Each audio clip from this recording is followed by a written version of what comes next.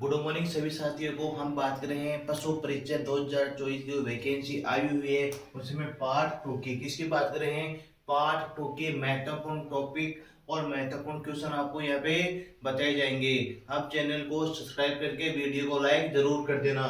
हम बात करेंगे पशुओं की देशी नस्लें। पशुओं की देशी नस्लें, पहला क्वेश्चन आपके सामने है। बकरी के टोगन वर्ग नस्ल को पालते हैं। भाई बकरी के जो टोगन वर्ग की नस्ल है उसको क्यों पालते हैं? क्यों पालते हैं? दूध के लिए या मोहरे के लिए या पश्मीना के लिए या मांस के लिए उसको क्यों पालते हैं? याद रखना, यह सर्वाधिक दूध दूध देने वाली बकरी है। क्या करती है टोगन वर्ग की नस्ल? सर्वाधिक दूध देती है। इसका तो दूध काल कितना होता है? 305 दिन। कितना होता है? 305 दिन का इसका दूध काल का दिन होता है। तो वह कौन सी वर्ग की नस्ल हो जाएगी? किसके लिए पालते हैं हम? दूध के लिए। किसके लिए पालते हैं? दूध के लिए पालते हैं। ऐसे ही बहुत से इंपोर्टेंट क्वेश्चन बता दूंगा, वीडियो में आप बने रहें, वीडियो को अंत तक देखें। चलिए हम देखते हैं अपना नेक्स्ट क्वेश्चन। राजस्थान की कामधेनु किस नस्ल को कहते हैं? राजस्थान की कामधेनु किस नस्ल को कहते हैं? राठी को। किसे कहते हैं? राठी को। हम पहले से उद्गम जिला कौन सा इसका? इसका उद्गम जिला हो जाएगा बीकानेर। क्या हो जाएगा? बीकानेर। इसके उद्गम की बात करें तो ये हो जाएगा बीकानेर जिला। यह है दुधारू गाय की नस्ल है। क्या है? यह है दुधारू गाय की नस्ल है। यह बीकानेर और श्री गंगानगर में जिले में पाई जाती है। कहाँ पाई जाती है? बीकानेर और श्री गंगानगर जिले में यह पाई जाती है। याद रखना, यह एक दुधारू गाय की नस्ल है। इसके उद्गम की बात करें तो इसका उद्गम बीकानेर है। यह बीकानेर और श्री गंगानगर जिले में पाई जाती है। चलिए हमारा 3 नंबर का क्वेश्चन देखिए। मोहयार बाल किस नस्ल की बकरी से प्राप्त होते हैं? जो मोहयार का ये बाल की किस्म है वह किस नस्ल की बकरी से प्राप्त होते हैं? तो क्या आ जाएगा हमारा आंसर? अंगोरा। क्या जाएगा? अंगोरा। जो मोहयार में बाल की नस्ल है वह अंगोरा की बकरी की नस्ल है। यहाँ से इनके जो प्राप्त होते हैं, ये बाल सबसे शानदार गुणवत्ता के होते हैं। क्या होते हैं? सबसे शानदार गुणवत्ता के बाल होते हैं। एशियाई माइनर की जो अंगोरा नामक अंगोरा नस्ल है मोहयार बाल प्राप्त होते हैं। राजस्थान के डूंगरपुर और बांसवाड़ा जिले किस भैंस के लिए प्रसिद्ध है? आपको पूछ रहे हैं डूंगरपुर व बांसवाड़ा किस भैंस की नस्ल के लिए प्रसिद्ध है? जहां पे डूंगरपुर बांसवाड़ा में कौन सी नस्ल के लिए प्रसिद्ध है? जाफराबादी हो जाएगा या रावी हो जाएगा या मुर्रा या सूरती? क्या हो जाएगा? Right answer Surti. क्या हो जाएगा? सूरती। यदि इसके उद्गम की बात करें तो यह नस्ल है गुजरात के बड़ौदा क्षेत्र की। कहां की है? गुजरात के बड़ौदा क्षेत्र की। गुजरात के बड़ौदा क्षेत्र की। लेकिन राजस्थान में बात करें तो राजस्थान में डूंगरपुर व बांसवाड़ा जिले के लिए प्रसिद्ध है। यह जो नस्ल उद्गम तो कहां पे पता है? गुजरात के बड़ौदा क्षेत्र से। और राजस्थान में तो प्रसिद्ध है डूंगरपुर बांसवाड़ा की प्रसिद्ध है कौन सी? सूरती। क्या है? सूरती नस्ल। ये किसकी नस्ल है? भैंस की नस्ल है। चलिए नेक्स्ट क्वेश्चन। किस नस्ल की बकरी से मोहरे प्राप्त होती है? आपको बताना है कौन सी जो बकरी की नस्ल है हमको मोहरे प्राप्त होती है। क्या होती है? मोहरे प्राप्त होती है। वह कौन सी नस्ल है? अंगोरा बकरी की मोहरे प्राप्त होती है। क्या हो जाएगा राइट आंसर? अंगोरा। क्या हो जाएगा? अंगोरा हमारा राइट आंसर हो जाएगा। यह एशिया माइनर में पाई जाती है। कहां पाई जाती है? एशिया माइनर में पाई जाती है। चलिए अगला क्वेश्चन। पंजाब का गुरुदासपुर जिला किस नस्ल का उत्पत्ति स्थल माना जाता है? पंजाब के जो गुरुदासपुर जिला है वह इनमें से कौन सी नस्ल का उत्पत्ति स्थल माना जाता है? किस नस्ल का उत्पत्ति स्थल माना जाता है? बिट्ठल का। किसका माना जाता है? बिट्ठल। आपको पूछ ले बिट्ठल जो नस्ल है उसका जो उत्पत्ति उत्पत्ति कहाँ से माना जाता है? तो पंजाब का गुरदासपुर जिला है, वहां से इसकी उत्पत्ति होती है। किस नस्ल की? बीटल की नस्ल की। इसके अलावा कहाँ उत्पत्ति होती है? याद रखना, अमृतसर, पटियाला, रावी नदी क्षेत्र में ये पाई जाती है। पंजाब गुरदासपुर में 2 जिले में पाई जाती है। इसके अलावा भी याद रखना, अमृतसर, पटियाला और रावी नदी के क्षेत्र में पाई जाती है। चलिए हमारे नेक्स्ट क्वेश्चन की ओर आगे। चमकीले बालों के लिए कौन सी बकरी प्रसिद्ध है? यह पूछ रहा है, चमकीले बालों के लिए कौन सी बकरी प्रसिद्ध है? तो हमारा क्या हो जाएगा राइट आंसर? जमुनापारी। क्या हो जाएगा? जमुनापारी। इसके जो बाल होते हैं वह चमकीले होते हैं और इसकी जो टांगे होती है वो क्या होती है? टांगे लंबी होती है। इसकी टांगे लंबी होती है। चलिए अगले, किस भैंस के दूध में सर्वाधिक वसा होती है? सर्वाधिक वसा किस भैंस की नस्ल में होती है? बदावरी। किसमें होती है? बदावरी में। और पूछिए भाई कितनी परसेंट इसमें तो वसा होती है? तो 13%। 13% वसा होती है। यदि उत्पत्ति पूछे तो उत्तर प्रदेश, कहाँ? यूपी के इटावा क्षेत्र। इटावा क्षेत्र और कहाँ पे? और इटावा क्षेत्र में आगरा क्षेत्र। इटावा में आगरा क्षेत्र में। इसी उत्पत्ति की बात करें तो बदावरी तो भैंस की नस्ल है, उसमें 13% क्या होती है? वसा होती है। और ये उत्पत्ति की बात करें तो यूपी के इटावा में आगरा क्षेत्र में। चलिए नेक्स्ट क्वेश्चन। कांकरेज गाय का उद्गम स्थल कौन सा है? इनमें से बताना है। जो कांकरेज गाय है उसका उद्गम स्थल बताना है। तो उसका उद्गम स्थल हो जाएगा कच्छ, गुजरात। क्या हो जाएगा?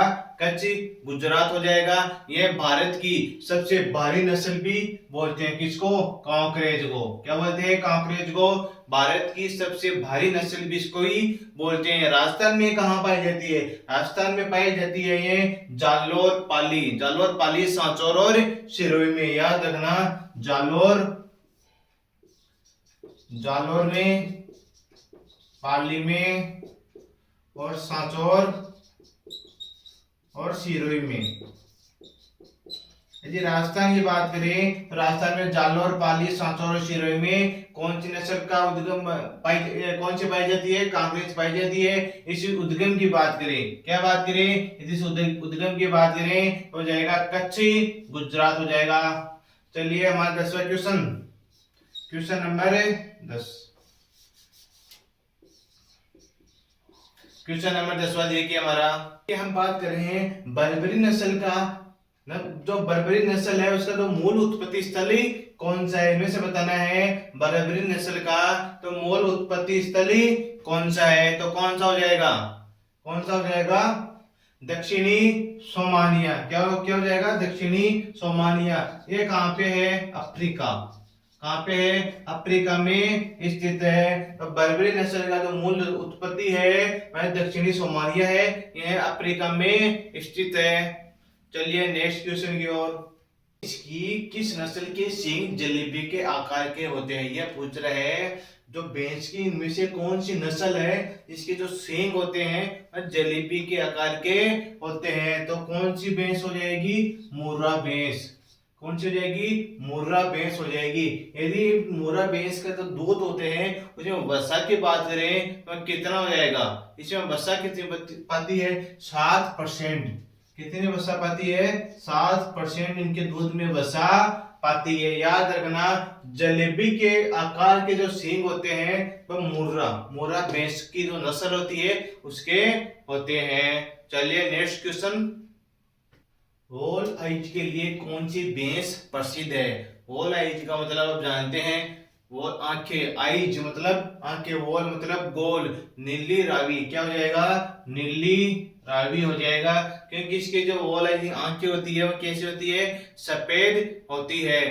इसी आंखें सफेद है उसे हम क्या कहेंगे? वॉल आइज कहेंगे। तो उत्पत्ति की बात करें पंजाब के फिरोजपुर क्षेत्र। यदि उत्पत्ति की बात करें तो पंजाब के फिरोजपुर क्षेत्र। उत्पत्ति कहाँ पे होती है?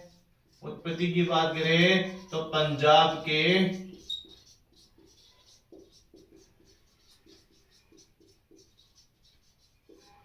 फिरोजपुर क्षेत्र में होती है। किसकी होती है? नीली रावी भैंस की ये नस्ल है उत्पत्ति होती है पंजाब के फिरोजपुर क्षेत्र में। और इसकी आंखें कैसी होती है, वो आई जो गुजरा है तो आंखें कैसी होती है इसकी, सफेद। आंखें की बात करें तो आंखें कैसी होती है, सफेद इसकी आंखें होती है।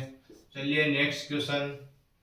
गाय भैंस और बकरी में मध्यकाल के लक्षण कितने दिनों बाद पुनः प्रकट होते हैं। क्वेश्चन ध्यान से पढ़ना है। गाय भैंस और बकरी में तो मध्यकाल के लक्षण है भाई कितने दिनों बाद पुनः प्रकट होते हैं। तो कब होते हैं, 19 से 21 दिन में। कब होते हैं, 19 से 21 दिन में वह पुनः क्या करते हैं, प्रकट होते हैं। याद रखना कितने दिनों बाद वह पुनः प्रकट होते हैं, 19 से 21 दिनों बाद वह पुनः प्रकट होते हैं। चलिए नेक्स्ट क्वेश्चन।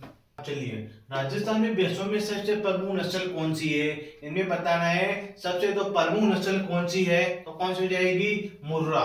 कौन सी हो जाएगी प्रमुख नस्ल, मुर्रा भैंस की नस्ल हो जाएगी। यह दूध उत्पादन में सबसे प्रमुख नस्ल है। यह दूध उत्पादन में सबसे प्रमुख नस्ल है। उत्पत्ति की बात करें तो दक्षिणी पंजाब, कहाँ पे होती है, दक्षिणी पंजाब, रोहतक, हरियाणा। याद रखना उत्पत्ति की बात करें, इसकी उत्पत्ति दक्षिण में पंजाब, रोहतक और हरियाणा। यदि आपको पूछ ले मुर्रा भैंस की उत्पत्ति क्या कहां से होती है, दक्षिणी पंजाब, रोहतक, हरियाणा। याद रखना। तो ये तो सबसे तो प्रमुख नस्ल कौन सी है, मुर्रा हो जाएगी। यह एक तो दूध उत्पादन के लिए की सबसे प्रमुख नस्ल है।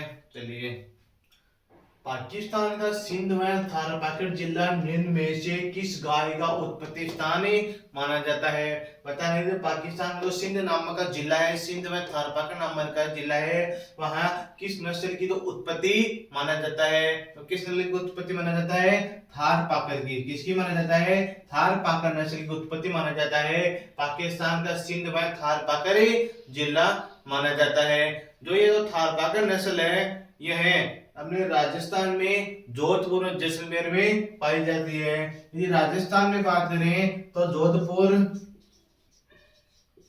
और जैसलमेर में पाई जाती है।